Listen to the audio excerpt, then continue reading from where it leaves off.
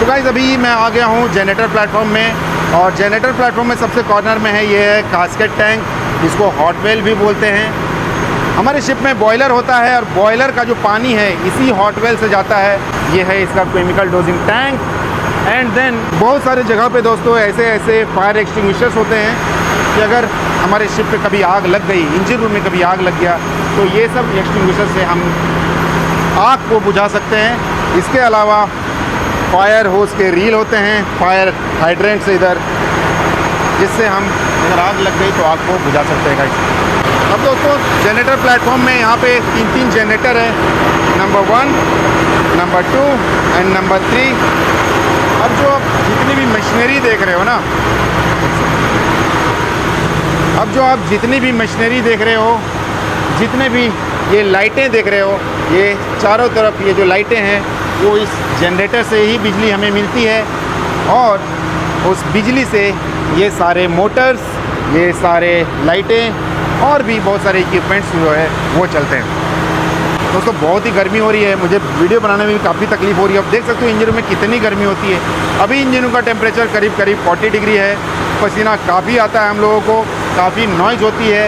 इस कंडीशन में भी हम लोग बहुत एफिशिएंटली, बहुत अच्छे से हम लोग काम करते हैं। तो आगे बढ़ते हैं, और यहाँ पे है मेन इंजन का लूब ऑयल फिल्टर, इधर प्री हीटर, और ये जो है ये है फ्रेश वाटर जनरेटर।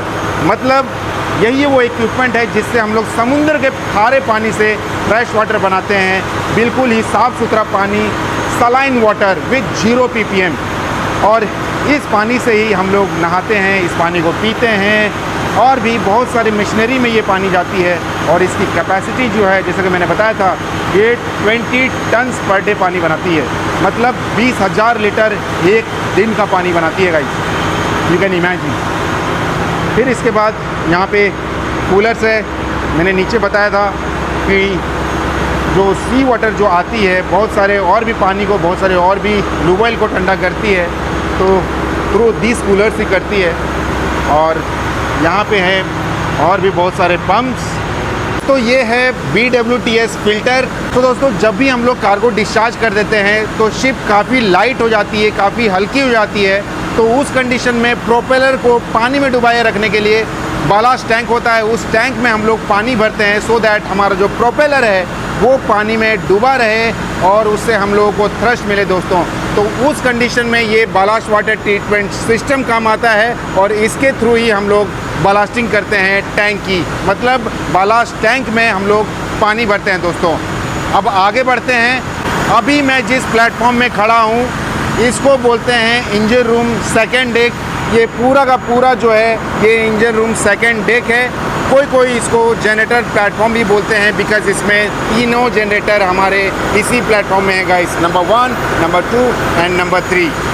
ये अपना मेन इंजन का फ्यूल पंप एरिया है। ये फ्यूल पंप है और इसको एग्जॉस्ट वाल एक्चुएटर बोलते हैं। सिंस ये एमी इंजन है, इसमें बहुत सारे इलेक्ट्रॉनिक कंपोनेंट्स भी है गाइस। ये देख सकते हो, ये सारे के सारे इलेक्ट्रॉनिक कंपोनेंट्स हैं। ये सारा कंप्यूटर से ही ऑपरेट होता है गाइस। और ये जिस पर्टिकुलर जगह पे मैं खड़ा हूँ इसको बोलते हैं cylinder head platform, main engine cylinder head platform. ये सारे के सारे सिलेंडर हेड ही है गाइस। ये आप देख सकते हो, ये पूरा एग्जॉस्ट वाल बोलते हैं इसको, और हाइड्रोलिक प्रेशर इस पाइपलाइन के थ्रू जाती है एंड एग्जॉस्ट वाल को ओपन करती है। ये टोटल 6 यूनिट है इस इंजन में। और इसके आगे बढ़ते हैं। इस प्लेटफॉर्म में भी यहाँ पे इमरजेंसी एस्केप है। अगर इधर कहीं पे आग लग गई, कोई बंदा ट्रैप हो गया है, कोई इंसान ट्रैप हो गया है, तो इस इमरजेंसी एस्केप के थ्रू बाहर जा सकता है वो। अभी चलते हैं बाहर। एंड ये है मेन इंजन का टर्बो चार्जर। टर्बो चार्जर में मैं बाद में आता हूँ। सबसे पहले मैं दिखाता हूँ, जब ये इंजन चलती है तो इसका जो एग्जॉस्ट है वो सारा का सारा एग्जॉस्ट इस मैनिफोल्ड में कलेक्ट होता है। इसको बोलते हैं एग्जॉस्ट मैनिफोल्ड। तो इस मैनिफोल्ड से जितना भी एग्जॉस्ट है वो सारा का सारा इस टर्बो चार्जर में जाता है, और टर्बो चार्जर से कनेक्टेड होता है आपका एक कंप्रेसर व्हील, और उस कंप्रेसर से जो चार्ज एयर है, जो स्कैवेंज एयर है, वो नीचे इस पाइप के थ्रू जाता है कूलर में, एंड कूलर के थ्रू जाता है वो मेन इंजन स्काइवेंज मैनिफोल्ड में, और मेन इंजन स्काइवेंज मैनिफोल्ड के बाद वो जाता है सिलेंडर में, जिसके कारण एक प्रॉपर कंबशन होती है, एक प्रॉपर इग्निशन होती है वहाँ पे। अब दोस्तों इंजन रूम सेकेंड डेक में, मतलब जनरेटर प्लेटफॉर्म में दिखाने के लिए बस इतना ही है। अभी मैं जाता हूँ engine room first deck, I mean ECR platform. इसके लिए फिर से एक सीढ़ी चढ़नी पड़ेगी।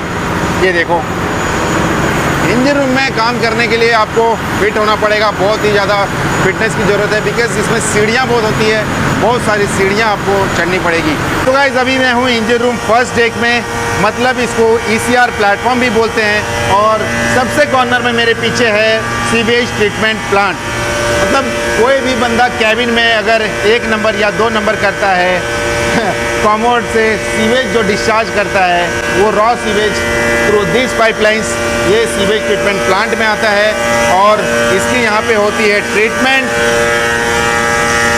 होने के बाद ये जाता है बाहर ओवरबोर्ड, मतलब समुद्र में छोड़ते हैं दोस्तों।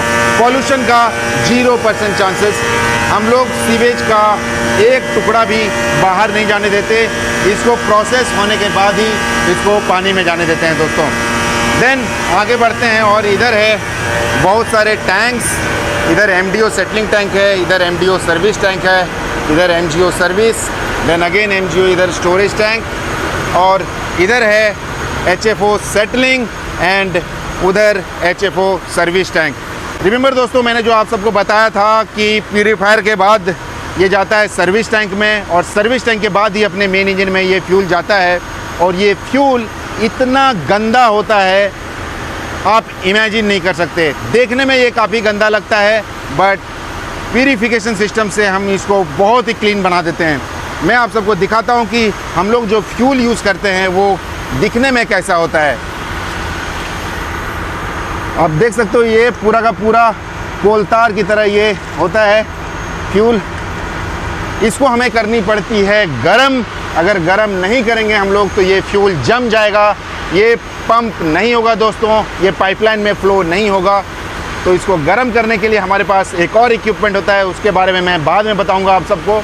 ये जो फ्यूल है इसको हम लोग बोलते हैं VLSFO, very low sulphur fuel oil.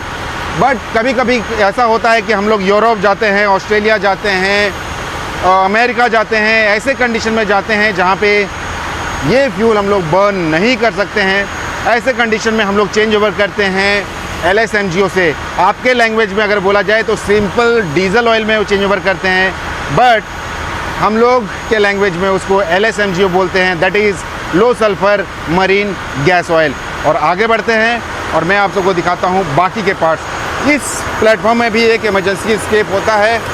अगर कोई बंदा इधर ट्रैप हो गया, आग लग गई, तो फिर इस एस्केप से वो बाहर जा सकता है गाइस। एंड अगेन बहुत सारे एक्सटिंग्विशर्स होते हैं, ये फोम टाइप ऑफ एक्सटिंग्विशर्स है। अगर लोकली कहीं भी आग लगती है तो इस एक्सटिंग्विशर्स की मदद से वो आग को बुझा सकता है। एंड आगे बढ़ते हैं दोस्तों, वो जो टर्बो चार्जर के बाद जो एग्जॉस्ट जो निकलती है, ये बड़े से ट्रैंकिंग के साथ वो जाती है बाहर। ये पूरा का पूरा एग्जॉस्ट जो है वो जाता है बॉयलर में, एंड बॉयलर के बाद ये जाती है बाहर। अभी बाकी और भी कितने इक्विपमेंट्स हैं मैं आप सबको बताता हूँ। गर्मी काफ़ी है दोस्तों, गर्मी बहुत ही ज़्यादा है यहाँ पे। दोस्तों ये ECR प्लेटफॉर्म ही है, इंजन रूम फर्स्ट डेक है, एंड यहाँ से मेन इंजन ऐसा दिखता है। और मेन इंजन को स्टार्ट करने के लिए ना हमारे पास कोई चाबी होती है, ना कोई सेल्फ स्टार्ट होता है, ना ही हमें किक मारना पड़ता है। इसको स्टार्ट करने के लिए हमें लगती है बहुत ही ज़्यादा हवा, और ये हवा को स्टोर करने के लिए 2 बड़े बड़े बॉटल्स हैं। ये टैंक सा दिखने वाला आपके लिए ये टैंक है, बट हमारे लिए ये बॉटल है गाइस। इसको बोलते हैं एयर बॉटल्स। ये मेन एयर बॉटल 1 है और वो रहा मेन एयर बॉटल 2। और इनके अंदर हवा भरने के लिए हमारे पास है 3 कंप्रेसर।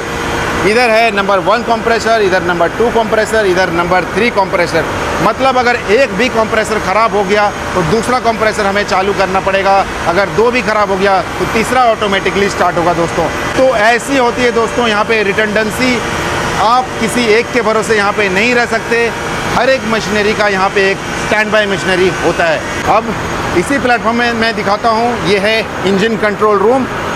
ये सामने में ग्लास बने हुए होते हैं, इस ग्लास से भी हम लोग इंजन रूम का कंडीशन जो है वो मॉनिटर कर सकते हैं। अगर कहीं पे लीकेज है, कहीं पे कुछ धुआं वगैरह निकल रहा है, तो उसको भी हम लोग यहाँ से मॉनिटर कर सकते हैं दोस्तों। और यहाँ पे हम लोगों को पीने के लिए ठंडा पानी, गर्म पानी, आरओ सिस्टम इधर लगा हुआ है। एंड देन यहाँ से हमारी एंट्री होती है इंजन कंट्रोल रूम की, जो कि मैं बाद में आऊँगा। एंड अभी मुझे जाना पड़ेगा ऊपर और भी 2-3 प्लेटफॉर्म हैं और उसके बारे में मैं आप सबको बताता हूँ दोस्तों। तो चलते हैं ऊपर।